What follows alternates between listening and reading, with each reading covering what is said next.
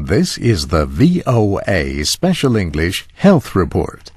Doctors around the world now perform more than 230 million major operations every year.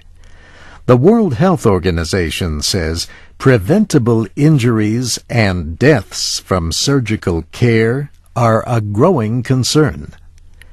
Experts estimate that surgical complications result in at least 1 million deaths a year. The WHO says studies suggest that about half of these problems may be preventable. The agency hopes to reduce mistakes with a program built around a new surgical safety checklist. Atul Gawande at the Harvard School of Public Health in Boston, Massachusetts, helped develop the Safe Surgery Saves Lives program. He and other researchers studied records from 56 countries. In 2004, surgical complications in developed countries led to death in less than 1% of cases. In developing countries, the rate was 5 to 10%.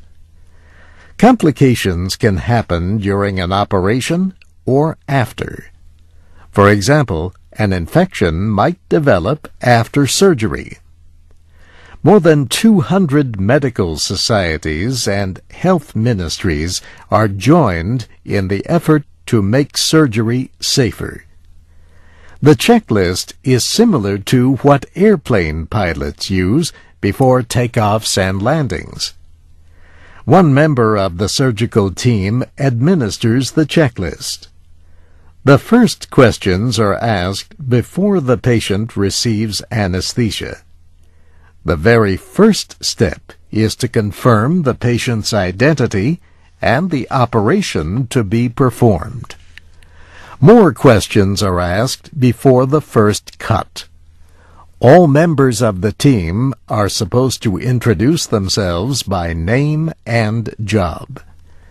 Another step is to confirm whether the patient was given antibiotics within the last hour to prevent infection.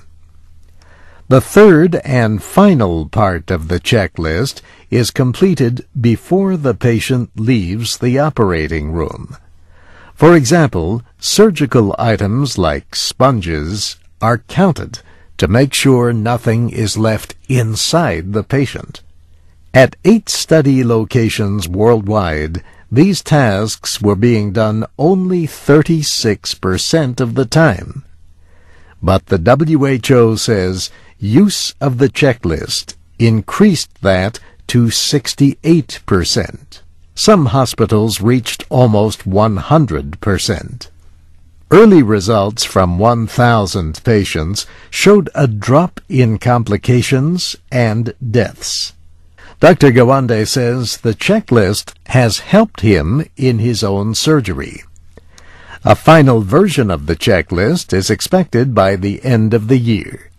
Britain, Ireland, and Jordan are among countries that have already announced plans to use it nationwide. And that's the VOA Special English Health Report, written by Katie Weaver. I'm Steve Ember.